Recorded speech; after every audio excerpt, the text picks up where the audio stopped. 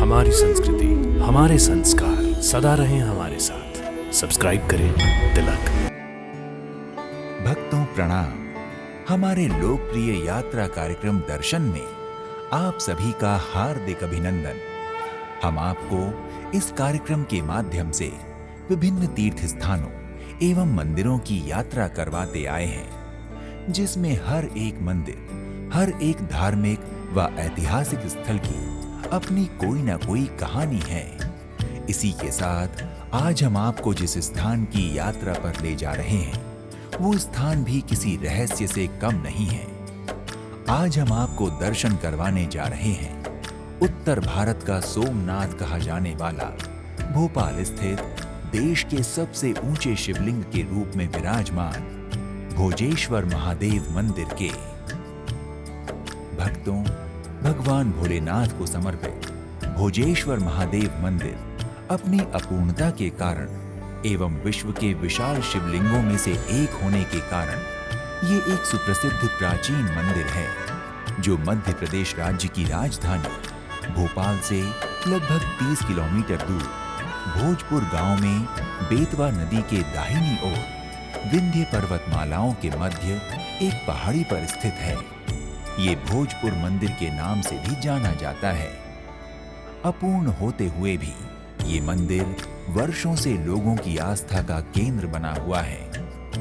सीढ़ियों के माध्यम से मंदिर के गर्भगृह में प्रवेश करते ही आपको सामने भोलेनाथ के अत्यंत विशाल शिवलिंग के रूप के दर्शन होते हैं, जिनको देखकर ऐसा प्रतीत होता है कि महादेव यहाँ भोजेश्वर महादेव के रूप में विराजित हो सभी भक्तों पर अपनी कृपा दृष्टि बरसा रहे हों। भोजेश्वर महादेव का ये शिवलिंग लगभग 22 फीट ऊंचा एवं इनका व्यास 7.5 फीट है।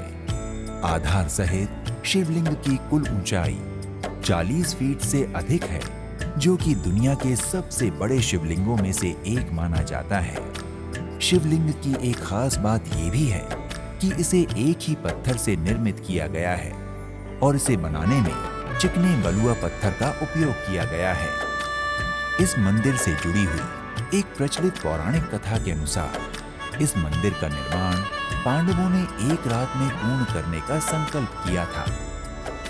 कहा जाता है कि पांडव अपने वनवास के दौरान माता कुंती के साथ यहीं आसपास के वनों में रहा करते थे। इस दौरान भीम ने इस मंदिर का निर्माण किया और शिवलिंग की स्थापना की, ताकि माता कुंती बेतवा नदी में स्नान कर भगवान भोलेनाथ के दर्शन पूजन कर सके।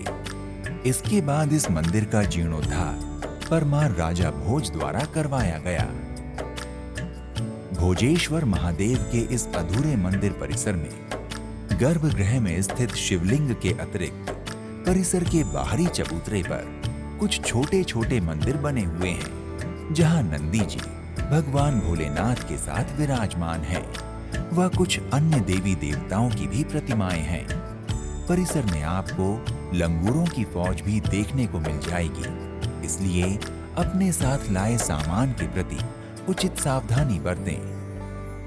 इस अपूर्ण मंदिर की बृहद कार्य योजना को निकटवर्ती पत्थरों की शिलाओं पर उकेरा गया है। भोजेश्वर महादेव का ये मंदिर काफी ऊंचाई पर है।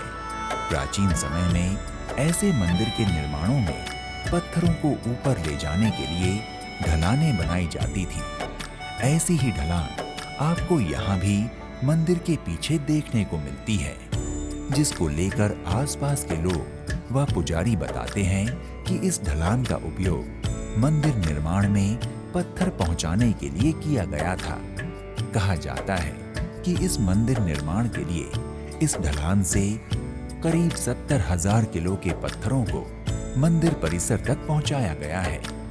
भोजेश्वर महादेव मंदिर परिसर को भारतीय पुरातत्व सर्वेक्षण विभाग द्वारा राष्ट्रीय महत्व का स्मारक चिन्हित किया गया है व इसका पुनरुद्धार कार्य कर इसे फिर से वही रूप देने का सफल प्रयास किया गया है।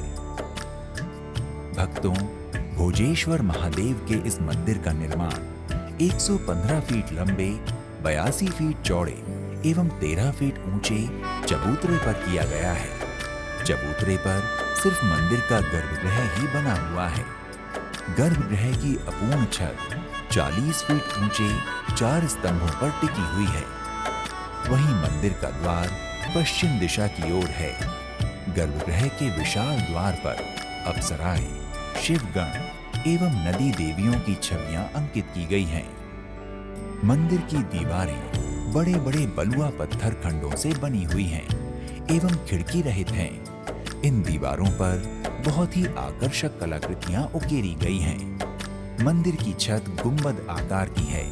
इसी कारण भारतीय विद्वान इसे प्रथम गुंबदीय छत वाली इमारत भी मानते हैं। यहाँ के शिलालेखों से 11वीं शताब्दी के हिंदू मंदिर निर्माण की स्थापत्य कला का ज्ञान होता है।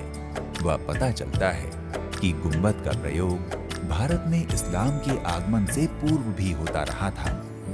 भोजेश्वर महादेव का ये मंदिर देश के सबसे बड़े शिवलिंग के साथ ही अपने अधूरेपन के लिए भी प्रसिद्ध है।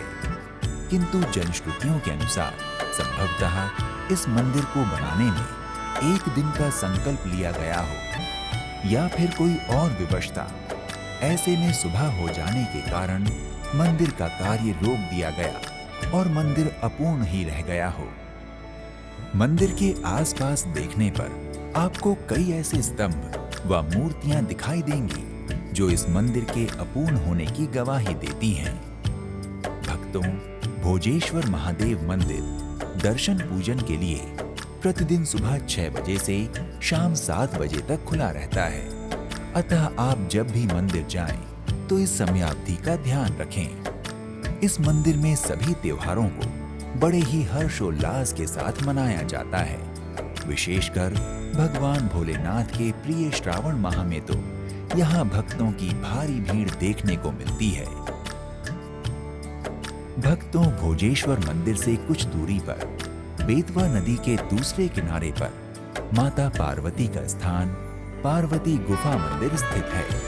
ये मंदिर विशालकाय चट्टानों के नीचे सुंदर गुफाओं के अंदर बना है। ये स्थल धार्मिक होने के साथ साथ बहुत ही रमणीय भी है। मंदिर के बाहर सड़क पर भोग प्रसाद की दुकानों से आप भगवान को अर्पित करने के लिए प्रसाद व अन्य पूजा सामग्री ले सकते हैं। फिर मंदिर तक पहुंचने के लिए नीचे की ओर कुछ सीढ़ियों को उतर कर जाना होता है, जहां का नजारा बहुत ही मनमोहक व एक दिव्य आत्मानुभूति करवाने वाला होता है। चारों ओर से प्रकृति से घिरा हुआ एवं बेतवा नदी का सुंदर दृश्य मंत्रमुग्ध कर देने वाला होता है। मंदिर परिसर में बनी हुई प्रथम गुफा में प्रवेश करते ही आपको धूना व साधु संतों का स्थान दिखता है। इसी गुफा से और अंदर की ओर जाने पर भगवान गणेश रिद्धि एवं सिद्धि के साथ विराजमान हैं, जो आने वाले भक्तों पर अपना आशीर्वाद बरसा रहे हैं। गणेश जी के दर्शन करने के बाद बाहर निकलने पर दूसरी गुफा में माता पार्वती की बहुत ही सुंदर प्रतिमा के दर्शन होते हैं। गुफा दिखने में अति प्राचीन है, जिसमें प्रवेश करते ही एक शीतलता का अनुभव होता है। गुफा के बाहर नंदी जी की प्रतिमा एवं कुछ अन्य प्राचीन प्रतिमाएं विराजमान हैं। यहाँ मंदिर परिसर में एक बरगद का पेड़ है, जिसमें श्रद्धालु अपनी मनौतियों के धागे व चुन्नियां बांधते हैं। पेड़ के नीचे शिवलिंग व नंदी जी विराजमान हैं। परिसर में बेतवा नदी की ओर जाने के लिए दरवाजा बनाया गया है, किंतु नदी गहरी होने के कारण यहाँ स्नान करना वर्जित है। भक्तों, पार्वती गुफा मंदिर का परिसर इतना शांति देने वाला है कि श्रद्धालु दर्शन करने के बाद कुछ समय यहीं प्रकृति के साथ बिताकर एक अद्भुत शांति की अनुभूति करते हैं।